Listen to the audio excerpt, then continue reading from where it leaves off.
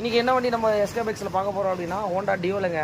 இந்த வெஹிக்கிள் ஒரு கம்ப்ளைண்ட்காக நம்மக்கிட்ட வந்திருக்கு. வெஹிக்கிளில் சுத்தமாக பிக்கப்பே இல்லை, மைலேஜ் இல்லை, அந்த மாதிரி problem. Full and full oil leak கம்ப்ளைண்ட்டுங்க. எந்த அளவுக்கு ஆயில் லீக் கம்ப்ளைண்ட் இருக்குன்னு பாருங்கள். இது வந்து பார்த்தீங்கன்னா ட்ரை கிளச்சுன்னு சொல்லுவாங்க. ட்ரை கிளச்சுனா இந்த பக்கம் ஆயிலே வரக்கூடாதுங்க. இன்னொன்று பெல்ட் எல்லாமே எந்த அளவுக்கு கட்டாயிருக்கு பாருங்கள். இன்னும் கொஞ்சம் இருந்தால் பெல்ட்டில் வர அந்த இங்கே பாருங்கள் ஸ்டெப் சொல்லுவாங்க, அந்த ஸ்டெப் எதுவுமே இல்லை பாருங்கள். எவ்வளோ ஆயில் லீக் பாருங்கள் வண்டியில். இந்த மாதிரி மெயின்டெனன்ஸ் நம்ம பண்ணலன்னா வெஹிக்கிள் வந்து இன்ஜின் சீஸ் ஆகிறதுக்கு வாய்ப்புகள் இருக்குது. ஏன்னா இந்த ஆயில் எங்கேருந்து வருதுன்னா இன்ஜின் உள்ளே இருக்கிற ஆயில் தான் வந்து இதில் லீக் ஆகிருக்கு. இங்கே பாருங்கள்.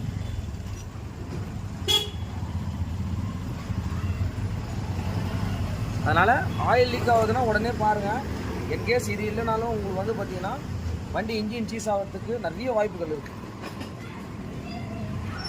பெல்ட்டெல்லாம் வந்து பார்த்தீங்கன்னா இங்கே பாருங்கள் ஃபுல் அண்ட் ஃபுல் ஆயில் போயிருக்கு. இங்கே பாருங்கள் பெல்ட்டில் உங்களுக்கு கிளியராக பார்த்தீங்கனாலே தெரியும். இன்னொன்று இங்கே பாருங்கள் பெல்ட்டெல்லாம் இந்த மாதிரி கட் ஆகுமான்னு கேட்டிங்கன்னா கட் ஆகும்.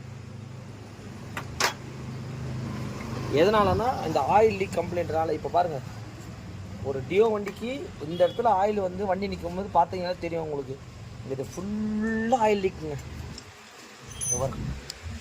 இந்த மாதிரி வண்டி நீங்கள் இந்த சின்ன ஆயில் லீக் பார்க்காதனால இந்த இன்ஜினே வந்து பார்த்தீங்கன்னா ஃபெயிலியர் ஆகிடும். நீங்கள் தான் எல்லாத்துக்குமே செலவு பண்ணுற மாதிரி இருக்கும்.